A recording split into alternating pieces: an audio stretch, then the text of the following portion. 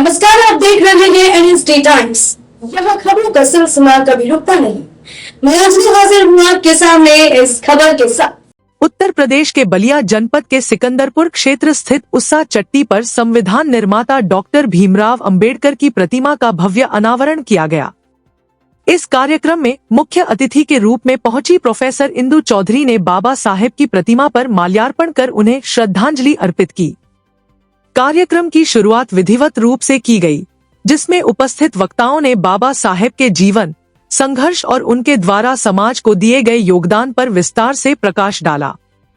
वक्ताओं ने कहा कि डॉक्टर अंबेडकर ने समाज में समानता, शिक्षा और अधिकारों की लड़ाई लड़कर एक नई दिशा दी, जिसे आज भी अपनाने की जरूरत है।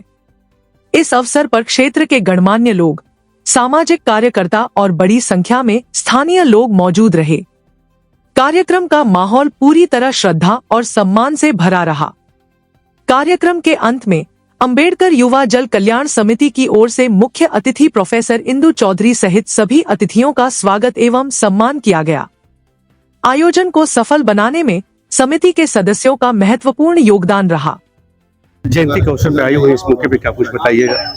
बाबा साहब डॉक्टर अम्बेडकर की 135वीं जयंती जो आज उस्सा चट्टी पे मनाया जा रहा है, इसी के लिए हम लोग यहाँ पर आए हैं। और मैं सब लोगों से यही कहूंगी कि बाबा साहब के जो सिद्धांत हैं, उनके जो बातें हैं, उसको पालन करिए, उनको अपने जीवन में उतारिए। शिक्षा के ऊपर जो सबसे ज्यादा जोर दिया, अपने बच्चों को अच्छे से पढ़ाइए लिखाइए, नशे से दूर रखिए और अपने वोट की सही कीमत का एहसास करते हुए 27 में सरकार बनाने के लिए अग्रसर रहिए। समाजवादी पार्टी एक बार सोशल मीडिया पर खबरें चल रही है, पूछे जाते हैं, हम लोग भी बात करते रहते हैं। ये कहते हैं कि चंद्रशेखर और दलित के नेता है, संविधान बचाने की लड़ाई की बात करते हैं। बहन जी को आगे करने काम नहीं करते, वो भी तो संविधान की बात करते, वो भी दलित के नेता है। देखिए, वो लोग क्या कहते हैं ये उनकी समझ है। हाँ। क्योंकि उनके पास उनका तो पूरा कॉन्सेप्ट ही बिल्कुल कंफ्यूजन में है, क्योंकि उन्हें ABCD ही नहीं आती है। तो कभी कौन सा अक्षर ले करके वो इधर उधर बातें करते रहते हैं। हमारी पार्टी बहुजन विचारधारा पे आधारित है। सर्वजन हिताय सर्वजन सुखाय का नारा माननीय बहन जी ने दिया। सर्व समाज सर्व हित में जो भारत का संविधान कहता है, उसको 100% माननीय बहन जी के द्वारा पालन किया जाता है। वही बातें माननीय बहन जी लोगों तक पहुंचाती भी है, बताती भी है और अपनी कार्यशैली में उसको उतार के उन्होंने दिखाया भी 4-4 बार की सरकार में। तो बाकी पार्टियां तो बाबा साहब के नाम को केवल भुनाने का काम कर रही है, जनता को भरमाने का काम कर रही है, लेकिन असल में बाबा साहब का केवल नाम ही नहीं माननीय बहन जी लेती, बल्कि उनको अपने जीवन चरित्र में उतार के जनता को पूरे एकदम लोक कल्याणकारी राज्य की स्थापना में जो बाबा साहब के सिद्धांत, जो भगवान बुद्ध के सिद्धांत है, उसको सही मायने में उतारने का काम माननीय बहन जी द्वारा किया गया। कहा जाता है कि भारतीय जनता पार्टी के खिलाफ बहन जी कभी मंच पे नहीं बोलती है, ना झाझा करती है और पार्टियां तो विरोध करती है, लेकिन बहन जी विरोध क्यों नहीं करती है? तो बराबर माननीय बहन जी विरोध कर रही है, हर तरफ माननीय बहन जी विरोध कर रही हैं। इतनी सारी एट्रोसिटी की घटना हुई है। 9 अक्टूबर को माननीय बहन जी ने खुले मंच से जो है कहा कि सरकार जो है अपराधियों को और अपराध को रोकने में सक्षम नहीं हुई है।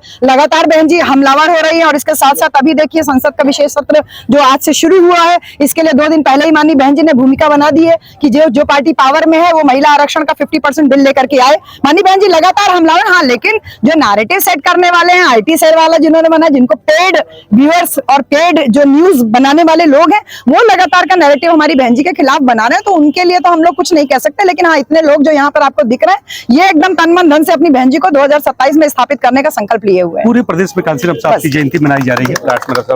पूरे प्रदेश में हर जिले पे कार्यक्रम। तो इसी से हम जान लीजिए कि माननीय बहन जी और बहुजन समाज पार्टी का कद कितना मजबूत हो रहा है कि लोग अपनी अपनी पार्टी के संस्थापकों को छोड़ करके हमारे साहब कांशीराम की जन्मदिन मना रहे हैं। तो ये बहुजन समाज पार्टी की मजबूती का सबसे बड़ा उदाहरण है।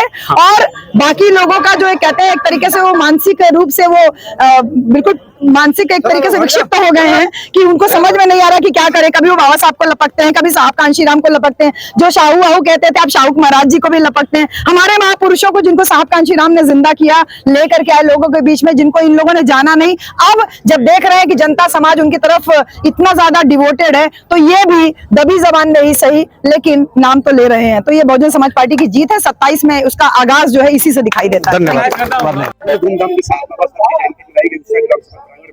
क्या कहेंगे इस अम्बेडकर जयंती पर?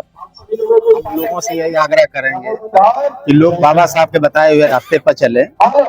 उनके जो बताए थे कि हमको संघर्ष करना चाहिए, शिक्षित बनना चाहिए, संगठित रहना चाहिए, यह एक केवल नारा नहीं, बल्कि हम लोग के जीवन का एक मार्ग है। इस मार्ग को अपनाने की जरूरत है। यदि इस जयंती को यदि हम मनाना चाहते हैं, उनको श्रद्धांजलि देना चाहते हैं, तो हम लोग को ये प्रण लेना होगा या संकल्प करना होगा कि हम अपने गांव को शिक्षित बनाएं, संगठित करें और छुआछूत भेदभाव से मुक्त बनाएं। चुनाव 27 में आज इस तमाम पार्टियां कमर कस ली हैं और चुनाव तैयारियों के में बारे लग में गई हम नहीं बोल सकता। हैं। थोड़ा सा उस पर अपडेट लोग लेंगे ही चुनाव आपको। के बारे में हम नहीं बोल ठीक है। सकता। तो क्या कहेंगे आप आज तमाम जितने लोग आए चाहने वाले बाबा साहब की जयंती में बड़ा दूर से लोग आए इस मौके पे, तो इस मौके पे कुछ कैसे देंगे आप अपनी तरफ से? बाबा साहब का जो एक डॉक्टर अंबेडकर जी के एक महान भारत हाँ चाहे जो भी सपने था वो तभी साकार होगा जब हम उनके बताए हुए रास्ते पे चले। जी, कैसा लग रहा है इस कार्यक्रम आकर के? उससे बहुत अच्छा लग रहा है। उत्साहित युवा भी उत्साहित, महिलाएं भी भाग ली थी, तो युवा महिलाओं के लिए मैसेज कार्य सभी कार्यक्रम बेहतर से बेहतर किया जाता है। नहीं ये कार्यक्रम बहुत अच्छा हुआ। हम लोग लखनऊ से चल के आए हैं, इसी के लिए आए थे। मैंने ये बच्चे जो भी यहाँ एकत्रित हुए उन्होंने अच्छा परिश्रम किया जी, अच्छा मतलब जी बिल्कुल। लक्ष्य अपना दे दें अपना। हम अजय कुमार, सहायक अभियंता, उत्तर प्रदेश आवास विकास। धन्यवाद आपको भाई वंशित।